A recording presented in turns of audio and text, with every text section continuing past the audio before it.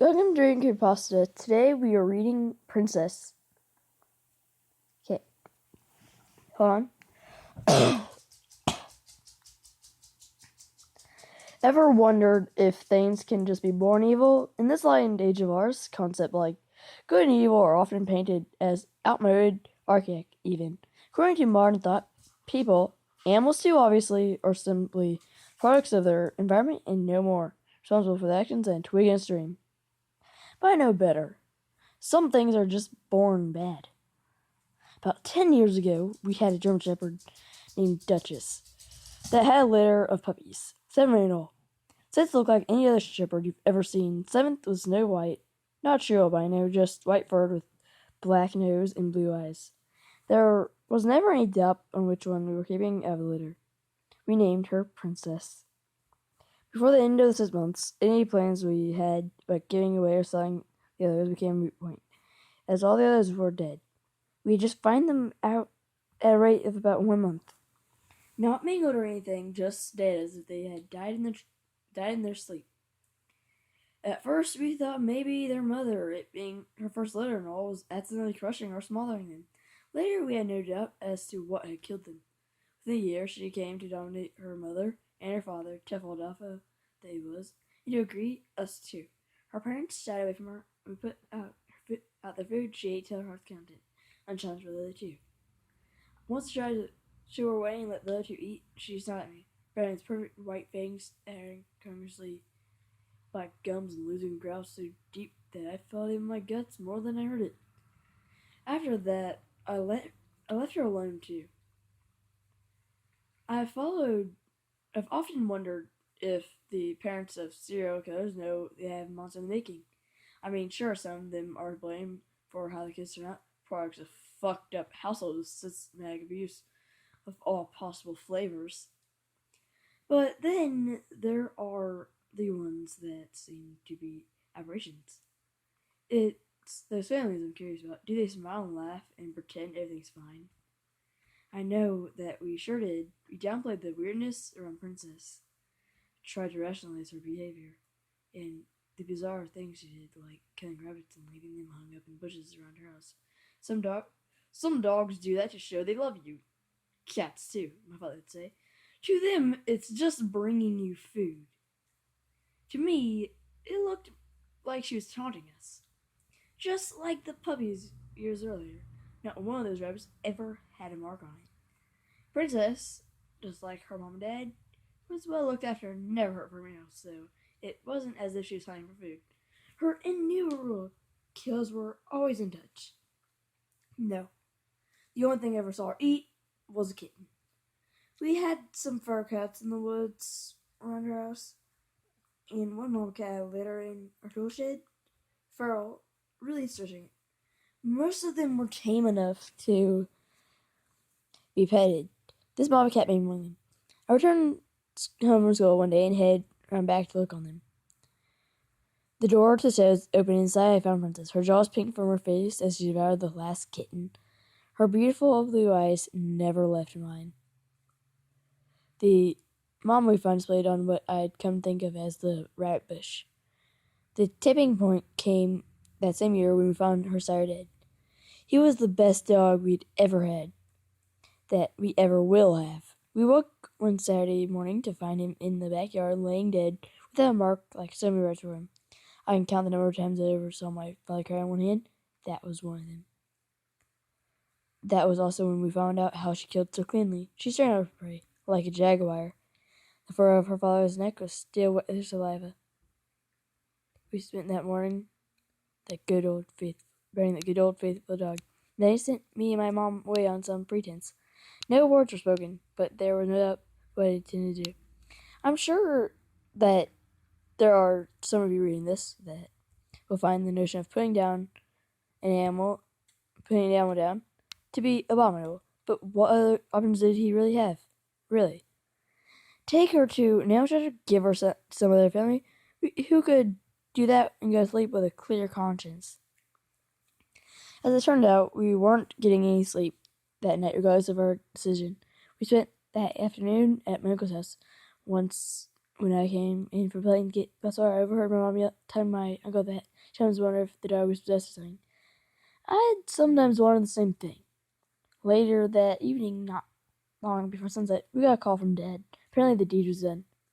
By the time we arrived home, he'd already been washed up and changed clothes, but there's though he could have done to hide his wounds. Even less to hide the haunted look in his eyes. Both his arms and one leg were bandaged, and that was bad enough. But what stuck me all these years was how terrified he looked. It wasn't until I'd actually been through combat that I recognized the head expression. It's how men look after they've stared death straight in the face. My father never talked about it, but he drafted a friend from upstate to come help. And it's from him that I get this story. Princess was many things, bloodthirsty and evil chief among them. But stupid wasn't among them, in that, if nothing else, she took after her father, her dad. Rocky was famous for letting himself into the house if it was storming inside. He'd figure out how to open the sliding glass door out to the patio. What was really astounding is that he also had the presence of mind to close it behind him. Not being stupid, she knew something was up and made herself scarce, disappearing into the woods. Dad not only wanted to put this off and being in full on revenge mode, called his friend from down the road and filled him in. So off on hunt, the two of them went. In his own words, she was laying for us.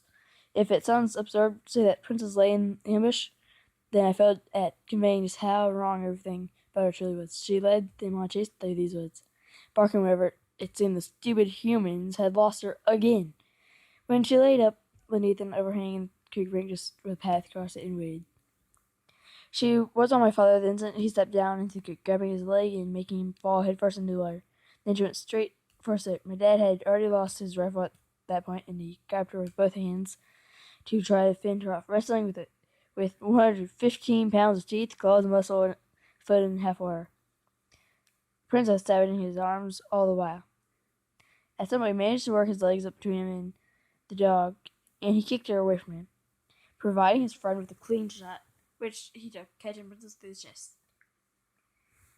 He put a sight wound through her head, point blank, and then he helped my dad back home into the emergency room, telling him he'd go back to see after Princess once they got home. She can rot where he is, was all my dad had to say on that subject. After they got back from the hospital, our neighbor went back on his ATV to pick up Princess for burial. He was a dog lover like us, and it didn't seem right to leave her. If he'd spent as much time tipping around as we had, he might have felt differently. She flat wasn't there. No blood trail, nothing. He also said that after he'd been there poking around for a few minutes, he noticed something else strange. No birds. It was dead quiet the way the woods sometimes get right before a bad storm blows in. Wisely, he got the hell right out of there. There was storm coming, all right. That night, Dad just came pulling at the back door. What again? Something she never once done all the time she'd been with us, and I had a dream. And I was playing football in the backyard with some buddies and ran over to where a bat that laying near Rocky's grave. As I reached for it, Princess' head shoved out of the ground, trying to grab my hand. I woke up with a jolt and promptly scared out of the timor that the German Shepherd in the way. I've been probably scared out of roughly 10 more years of life, lastly of German Shepherd in the hallway. It was Duchess, of course. She was sitting in the hallway, whining, wagging her tail nervously. She was looking back towards the front of the house. I walked over to her, placed my hand on her big doggy head, and said, "What is it, girl?" And I heard this distinctive sound of claw on some glass. Something was clawing at the patio door. So I grabbed Duchess by the collar and dragged her along with me in the bedroom. Shutting the door behind me, I was 14. I was terrified. But even in that terror dream, my parents was just our security for mommy and daddy. It was just our security for mommy and daddy. That's where the guns were. I woke them up and told them what I heard. "Oh, sweet Jesus," my mother said. Dad got up and locked the bathroom door and said, "You all lock yourselves in the bathroom." I heard the patio door slide open. If any of the rest of us had any doubts about what had just come into us, Duchess sure didn't. The only thing she feared was what was her blood. Deep brown grabbed over for her feet, and Duchess's bladder let go as if on cue. Mine was fucking doing the same. What followed was a sincere exercise in pure terror, punctuated by smelling checks in the bedroom door. Crashed through the rest of the house as Prince found more things to break, whispered prayers from my mother, and leaving the curses from my father as another superstitious forays from the bedroom were thwarted. We were without a phone. The one on my parents' side was dead. We lay from the line to have been ripped out at the meeting lots. My mom suggested that we try and make it to the car and above and everything else. And my father's response to that idea that really scared me. One of the was just to be the rational thinker. But what we got instead was, honey, I think that's what it wants us to do. As the world through the windows turned black to gray, a quiet fell over the house. Mom and I walked to the windows, craning our heads in intent to get an eye on the patio. But try as we might, the best we could manage was a view of patio. More than enough concern for a dog to sink in, even a big one like Princess. After an hour of silence, my dad quietly opened the bedroom door. I remember thinking what a useless attempt at stealth was. Dog senses are so much more acute than ours. They might as well have fired a 21 gun salute. Dad stopped in the hallway and shooed me back to the bedroom. Don't come out until I say, okay? Kevin made his way through the house to the bedroom. We were shut before he shot back to us, saying the bedroom was just come out. Through the door, I could hear him moving around, soon to be dropping things into a garbage bag. After about 30 minutes, he gave us the all clear.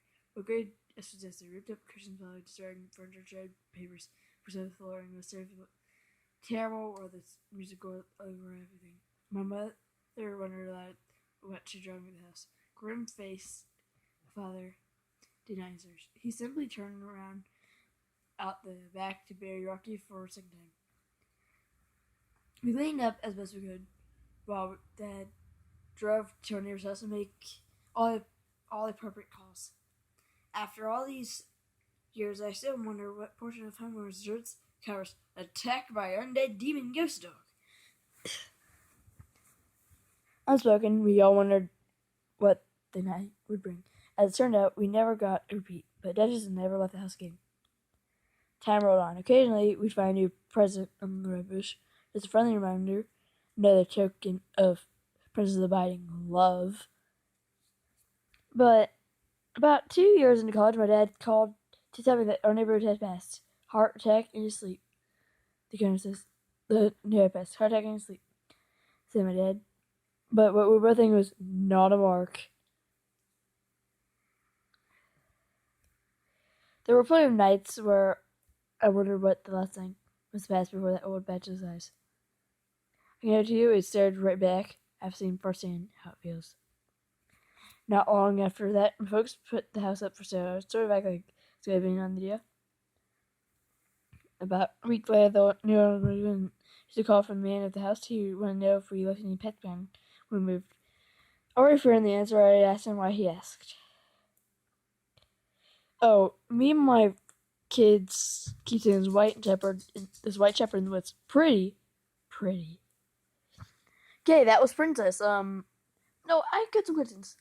Why the hell didn't they just chain the dog up or something? Sure, probably escaped, but hey, it's worth the try, isn't it?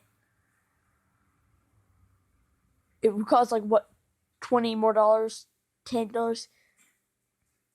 It's worth your life. Then you just throw a stake to it.